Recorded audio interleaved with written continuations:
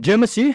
अपोस्तल पौल कहते हैं, यदि प्रभु यीशु मसीह मरों में से जी नहीं उठे तो हमारा प्रचार करना बेकार है और हमारा विश्वास व्यर्थ है।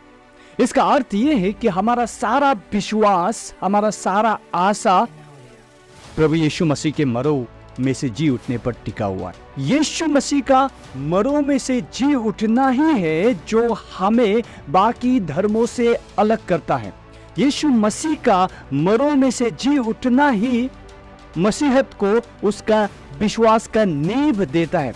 अगर यीशु मसीह मरों में से जी उठे हैं तो उनका सारा वायदा वो सत्य है, उनका जो कुछ भी कहा हुआ वो सत्य है और बाइबल सत्य है। हमारा विश्वास सत्य पर आधारित है। इसीलिए ये foundational crux of Christianity resurrection है।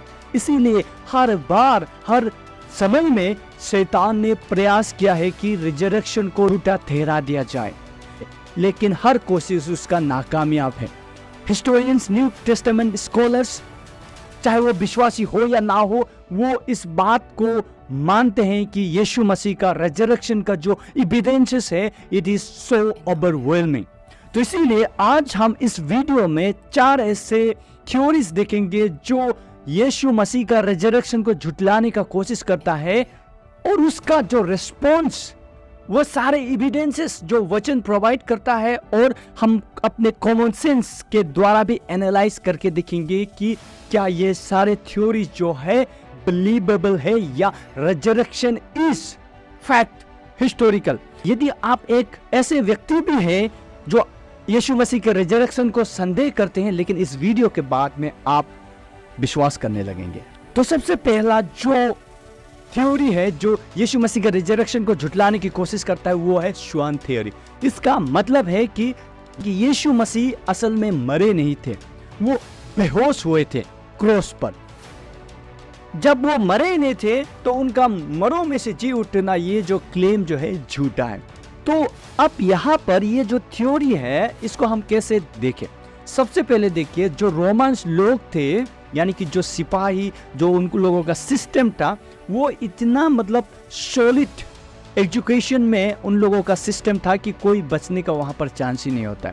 दे were well trained professional killers, आप कह सकते हो। जब क्रॉस पे वो किसी को चरा देते हैं, इसका मतलब ये है कि 100% श्योर है कि वो व्यक्ति मरेगा ही मरेगा। और इतिहास ये बताता है कि ऐसा कोई बच के भाग भी जाए, जो एजुकेशन के लिए जो कैदी भाग जाए, तो जितने भी जो सिपाही थे एजुकेशन के लिए, चाहे वो कमांडर हो, सभी को उन्हें मार डाला जाता है। रोमन का वो सिस्टम है, तो बचने का कोई चांस ही नहीं।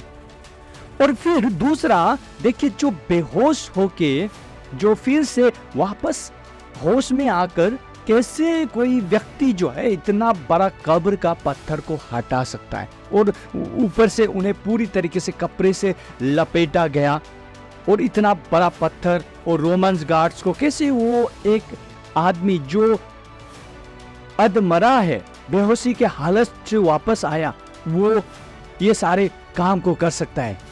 जितने सिपाही को जो हथियार के साथ में पूरी तरीके से रेडी होके वहां पर गार्ड करे, कैसे उन्हें ओवरकम कर सकता है? It's not possible.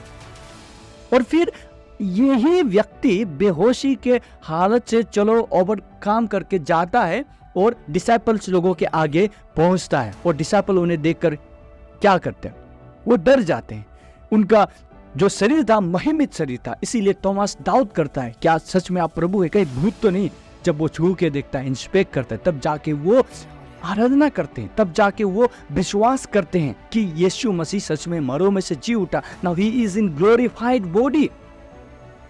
अब ये देखकर तो अगर वो सच में बेहोशी के आलम से वापस आए तो वो जान जाएंगे कि अब ये तो आदमरा है, पूरी तरीके से घायल है।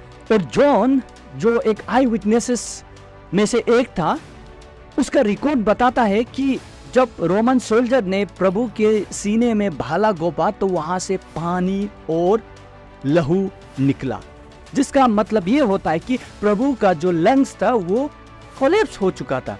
जो किस हाल में कोलैप्स हुआ? सफोकेशन के द्वारा। अब देखिए, फिर रोमन सोल्जर जो है, जब क्योंकि अगला दिन सब्बात है तो इसीलिए डेड बॉडी को नीचे उतारना है, तो इसीलिए डेथ का प्रोसेस को फास्टन करने के लिए वो क्या करता है कि पेड़ को तोड़ता है। दो क्रिमिनल्स जो लेफ्ट राइट में जो थे उन दोनों का पेड़ को तोड़ा जाता है, लेकिन जब प्रभु यीशु मसीह के पास आते हैं तो उनका पेड़ को नहीं तोड़ते। क्यों पता है आपको? Because lord was already dead by then. और ये जो एक प्रोफेसी भी था जो फुलफिल होना था। तो ये सारे एविडेंसेस के बेसिस पे आप कैसे कह सकते हो कि प्रभु यीशु मसीह बेहोश हुए थे? This is just childish, this theory is completely false. कोई इसका सब्सटेंशिएट करने के लिए कोई एविडेंस नहीं है, इसीलिए टाइम अगेन एंड अगेन ये जो है डिस्प्रूव होता है। और दूसरा कॉन्स्पायरेसी थ्योरी। कॉन्स्पायरेसी थ्योरी क्या कहता है कि नहीं प्रभु यीशु मसीह मरे थे लेकिन उनका डेड बॉडी को चेलों ने चुरा लिया और तब जाके दे कुक्ड अप दिस स्टोरी से यीशु मसीह मरों में से जी उठा और इस बात को लेकर वो चले गए। Think for a while. They were very simple people. Disciples were very simple people. उन लोगों के पास में ऐसा क्या मोटिव है, क्या फायदा है इस स्टोरी को बनाने के लिए?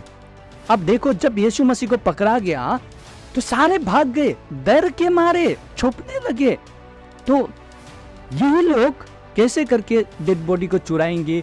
बिना हथियार के, बिना कोई ट्रेनिंग, रोमन सोल्जर्स को ओवरकम करके, तुम का पत्थर को हटा के वो चोरी करके डेड बॉडी को ले जाके कहीं छुपा कर ये कहानी बनाने लगे कि यीशु मसीह मरों में से जी उठा। आप सोच के देखिए, इन लोगों को मिलता क्या है? टॉर्चर मिलता है, परसिक्यूशन मिलता है, उबले हुए तेल में उन्हें उबाला जाता है, सर को धड़ से अलग कर दिया जाता है, उल्टा क्रॉस पे लटका कर मार दिया जाता है, यानी कि उनको मार डाला जाता है। कौन? डिसाइपल्स लोगों को। इसी बात का गवाही के लिए उन्होंने जान दिया। फर्स्ट सेंचुरी बिलीवर्स को लायंस के आगे खाने के लिए छोड़ दिया जाता था, जला दिया जाता था। इतना सीवियर परसिक्यूशन, अपने ही लोगों से उसको भगा दिया जाता था, एक्सकम्युनिकेशन, एक्साइल तक जाना पड़ता था। और ये डिसाइपल्स लोगों को फायदा क्या है इस कहानी को बना के? There is no motive, there is no benefit. और अगर सच में वो लोग ऐसे बनाते भी थे, इतने परसिक्यूशन के आगे, तो कोई ना कोई हाथ खड़ा कर देता, थोड़ा पैसा देके कोई बदल जाता था। लेकिन कोई नहीं बदले, कोई अपना गवाही को नहीं बदला, बल्कि उसी गवाही को लेकर आखिर सांस तक यही कहते रहे कि यीशु मसीह मरों में से जी उठा, हमारा प्रभु, हमारा पिता, हमारा प्रभु, हमारा मालिक। ये गवाही को लेकर वो अंत तक जाते रहे। आप सोच के देखिए क्या मिला उन्हें? कुछ नहीं, बल्कि सताओ, परेशानी, दुख, क्लेश सारे को मिला। वो ये कॉन्स्पायरेसी थ्योरी जो कहता है कि उनका षड्यंत्र था, ये भी झूठा। और 3 नंबर का जो थ्योरी है वो थ्योरी कहता है हेलुसिनेशन, यानी कि ये जो डिसाइपल्स लोग थे इन्हें हेलुसिनेशन हो रहा था। हेलुसिनेशन का मतलब कि वो इतना उनके बारे में सोचने लगे, यानी कि प्रभु के बारे में इतना सोचने लगे उन्हें दिखने लगा। हेलुसिनेशन बाय साइकोलॉजिस्ट मेंटल जो डिसऑर्डर में आता है, वो कभी भी 500 से अधिक लोगों को नहीं आता, एक ही समय में एक ही प्रकार का नहीं आता। इतने सारे लोगों को हेलुसिनेशन कैसे हो सकता है? This is not possible, so this is just made up story. Hallucination कैसे हो सकता है? 40 दिन तक वो साथ में रहे, साथ में उठना, बैठना, खाना, ये सारा चीज होता रहा। वो उन्हें छू पा रहे थे, उन्हें देख पा रहे थे, सभी लोग स्पर्श कर पा रहे थे रिजरेक्टेड लॉर्ड को एक ही समय पे, अलग अलग जगह पर। इतने लंबे समय तक किसी को हेलुसिनेशन कैसे होगा? और एक ही समय में, एक ही वक्त में कैसे करके इतने लोगों को हेलुसिनेशन होगा? This is not possible at all. तो हेलुसिनेशन भी ये थ्योरी जो है डिबंक होता है। 4 नंबर में मिथ। बहुत सारे जो क्रिटिकल स्केप्टिक्स लोग कहते हैं कि नहीं ये तो मिथ है, मिथ हो गया ये, यानी कि वो कहानी बन गया ऐसा, अगर असल में ऐसा नहीं हुआ था, ये कहानी बन गया। मिथ डेवलप होने के लिए एटलीस्ट आपको कुछ सेंचुरी चाहिए होता है, लेकिन जब यीशु मसीह का जो अर्लीस्ट जो डॉक्यूमेंट्स है, यानी कि जो उनका लाइफ का, उनका डेथ का, रिजरेक्शन का जो रिकॉर्ड है आई विटनेसेस का, with in the time frame of 30 years, mark जो पहला गॉस्पेल, उसके बाद में लेटर, ये सभी जो आई विटनेसेस का जो डॉक्यूमेंट्स है वो with in the time frame of 30 years। तो यहाँ पर मिथ डेवलप होने का कोई भी जगह नहीं है।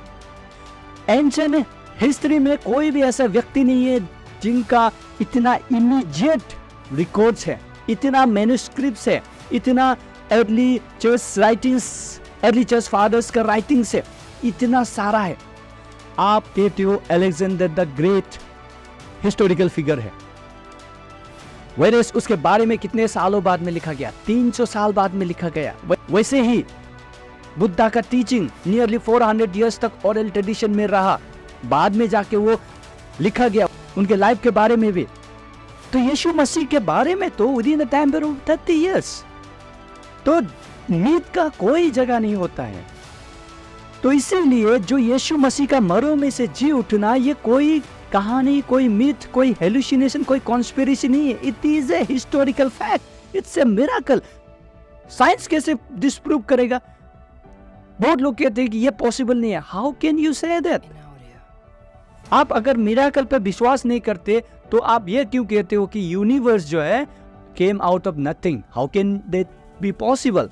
Nothing can not create something, that itself is a miracle. ये सत्य है, इसीलिए आखिरी सांस तक चेलों ने मौत के आगे भी झुके नहीं। कोई कष्ट, कोई दुख, कोई परेशानी, कोई भी बाधा उन्हें रोक नहीं पाए। आखिर तक जान देकर भी उन्होंने प्रभु यीशु मसीह का प्रचार किया। इसीलिए आज हम मसीहों के जीवन में आशा है, हम मसीहों के जीवन में हम विश्वास, भरोसा, ताकत के साथ में जी सकते हैं। क्यों पता है आपको? प्रभु यीशु मसीह मरों में से जी उठा। इसीलिए प्रभु यीशु मसीह का हर एक वायदा, हर एक बातें सत्य है, इसीलिए हम उस पर विश्वास कर सकते हैं। इसीलिए बाइबल को हम पूरी तरीके से विश्वास कर सकते हैं। क्यों? क्योंकि प्रभु यीशु मसीह मरों में से जी उठे। हम भी एक दिन रिजरेक्ट होंगे। हम आज भले ही मर जाएंगे, लेकिन जब प्रभु यीशु मसीह दोबारा आएगा, वचन कहता है हमारा जो ये शरीर है फिर दोबारा पुनरुत्थान होगा। पहला पुनरुत्थान प्रभु यीशु थे और हमारा भी उसी प्रकार से पुनरुत्थान होगा। हमारा शरीर ग्लोरीफाइड बॉडी होगा। वचन कहता है जो कभी नहीं मरेगा, कभी बीमार नहीं होगा, कभी बुरा नहीं होगा, ऐसा महिमित शरीर प्रभु देंगे। उन्होंने वायदा किया। इसीलिए प्रभु ने कहा, I am the resurrection and the life, those who believes in me shall never die but will have eternal life। चाहे वो एंशिएंट हिस्टोरियन हो, चाहे वो न्यू टेस्टामेंट स्कॉलर हो, चाहे वो विश्वास करता हो ना करता हो, लेकिन वो जब बात आता है प्रभु यीशु मसीह के ऊपर में, जब बात आता है रिजरेक्शन के ऊपर में, जो एविडेंसेस है उसके बेसिस पे ये कंक्लूड ना करना बेवकूफ़ी होगा कि प्रभु यीशु मसीह मरों में से जी नहीं उठे। It's a fact, it's a history that Christ died and rose again. धन्यवाद करता हूँ इस वीडियो को आखिर तक देखने के लिए। God bless you.